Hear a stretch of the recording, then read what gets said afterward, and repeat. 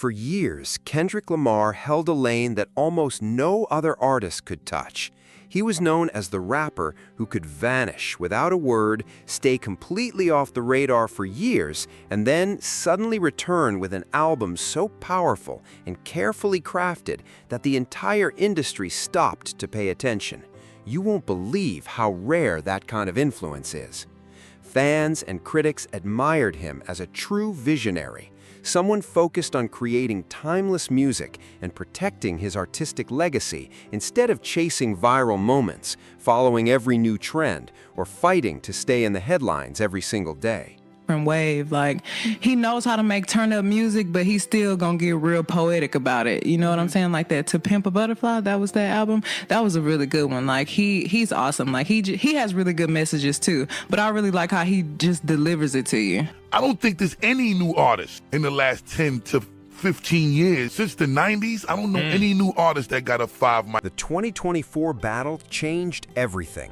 And while it elevated Kendrick Lamar's profile in one of hip-hop's biggest moments, it also placed him in a position that comes with challenges most people don't even realize.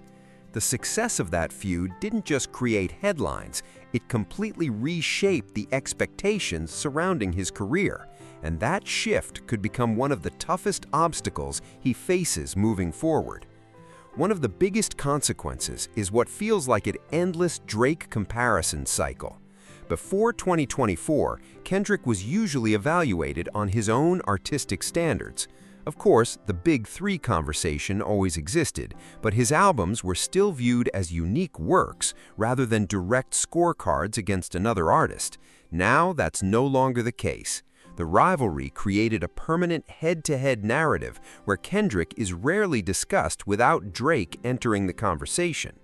Every move he makes is instantly stacked beside whatever Drake is doing.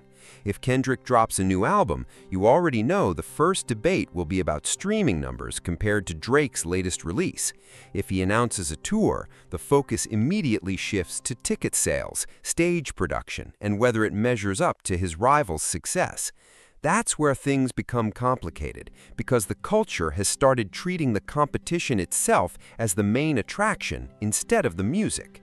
It turns Kendrick's career into what feels like a never-ending two-player contest, where every creative decision is viewed as another strategic move rather than an expression of his own vision. That constant comparison slowly chips away at his artistic freedom because people begin defining him by the battle instead of the body of work he spent years building. Every achievement now gets filtered through the same Drake lens, making it much harder for audiences to simply appreciate Kendrick as an artist again. And that's only one side of the story. There's also been a noticeable shift in the way listeners consume his music after the feud. Fans have become almost obsessed with decoding every lyric. Kendrick has always written layered, complex records, but the listening experience has changed dramatically. Now every song is treated like a hidden diss or a puzzle waiting to be cracked. Instead of sitting back and absorbing the music, many listeners rush to search for secret messages, subliminal shots, and viral talking points. The production, storytelling, and overall album experience often get pushed into the background. What people really want now is content. That mindset strips away a lot of what makes great music special. When every verse is reduced to clues in an internet mystery, the artistry itself starts losing the spotlight. Suddenly, the melody, the instrumentation, and the emotion matter less than whether one line can spark another week of online debate.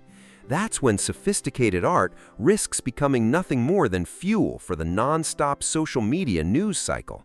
If every release is judged mainly for its potential drama, Kendrick's deeper themes and messages can easily get buried beneath endless speculation. It creates an audience that's chasing gossip more than craftsmanship. And believe it or not, there's another layer to this entire situation. Major institutions have also started benefiting from Kendrick's momentum. Award shows like the Grammys and the BET Awards have spent years fighting criticism over declining relevance. They've struggled with falling viewership, accusations of being disconnected from the culture, and a growing credibility problem, and they know it. These artists don't come. And these artists is really, they're in their feelings over everything. If an artist feels like they performed but didn't win an award, they're not coming back. You almost got to tell them they're winning if they're performing. Like, hey, we're giving you an award. Okay, I'll perform. When major award organizations see someone like Kendrick Lamar dominate the culture with a moment that feels impossible to ignore, they move quickly to attach themselves to it. You can probably see where this is going. The praise and recognition he's receiving from these ceremonies is beginning to look less like pure celebration and more like a mutually beneficial arrangement. By handing him their biggest honors and placing him at the center of every major event, these long-established institutions are, in many ways, borrowing his cultural influence to strengthen their own image. In return, they use Kendrick's credibility as proof that they're still connected to the culture, helping them push back against criticism and convince audiences that they remain relevant and in tune with what's really happening beyond the industry spotlight. Because it cements that these award shows are done.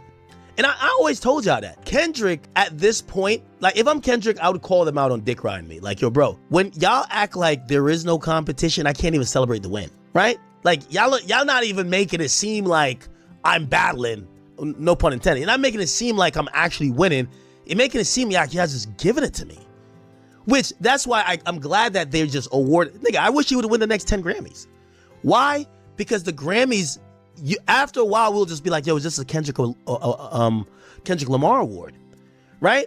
Like the BET award means nothing when you take a guy who hasn't dropped music outside of the eligibility period and you basically just throw him as the winner of the best male hip hop artist. And by the way, this is not a Drake convo. It's just that we know award shows usually when trying to pick a male artist within the genre of hip-hop, they look towards Kendrick. It devalues the award show for me. There's another side to this story that deserves attention, and it starts with the pressure that comes after delivering a massive crossover hit. Not Like Us wasn't just successful, it became a worldwide cultural phenomenon that reached far beyond Kendrick Lamar's core audience.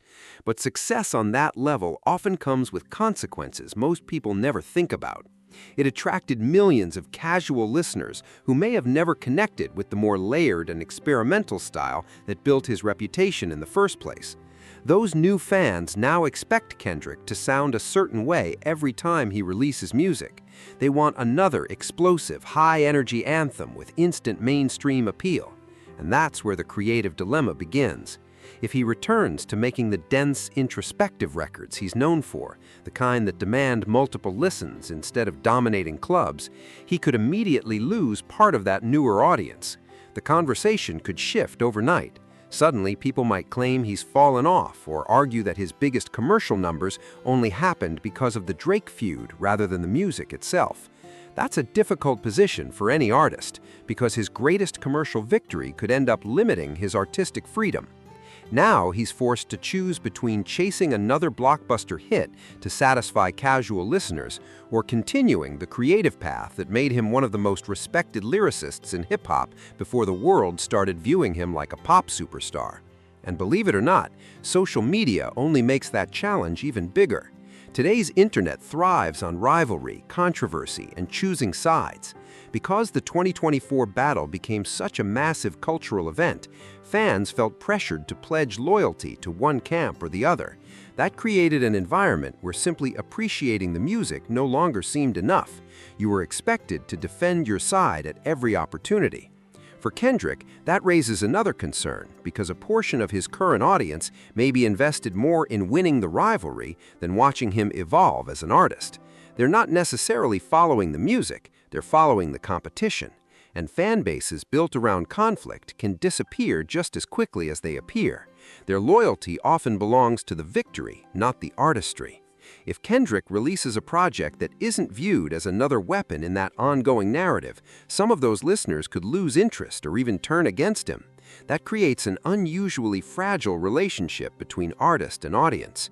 Instead of being surrounded by fans excited about his artistic growth, he's facing a crowd constantly waiting for the next headline or the next diss. That's an enormous amount of pressure, especially for someone who spent his entire career trying to create timeless art instead of temporary viral moments. But the ripple effects don't stop there.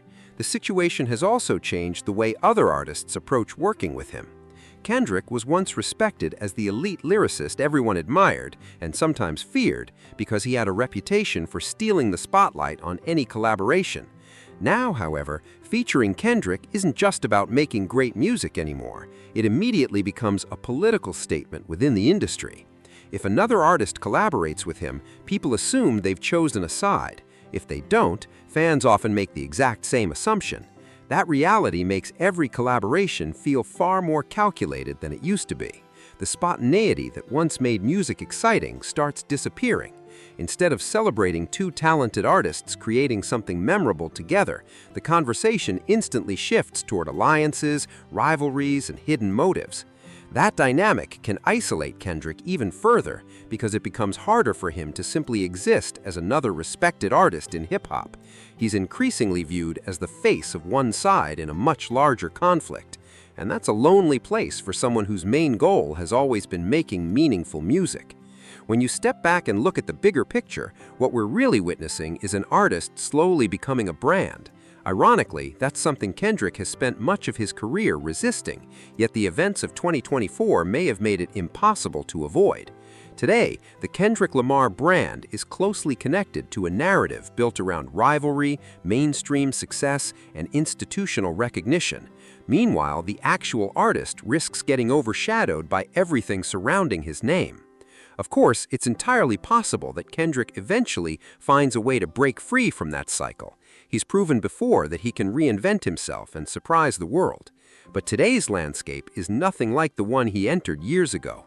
Social media never stops analyzing every lyric, podcasts dissect every bar for hidden meanings, and algorithms constantly reward controversy over creativity. All of that makes returning to the quiet, mysterious artist he once was much more difficult than people realize. Right now, he's standing in the middle of a storm, and storms don't disappear simply because the battle has officially ended. The after effects of that rivalry are likely to follow every release for years to come. This is clearly a new chapter in Kendrick's career, one where the opportunities may be bigger, but the creative freedom feels much smaller. The biggest question now is whether he'll eventually escape that cycle or spend the rest of his career being measured against it. It's a complicated position that reveals a side of fame most people ignore while celebrating success, because once you look beyond the headlines, you'll realize the reality is far more complicated than the scoreboard ever suggests.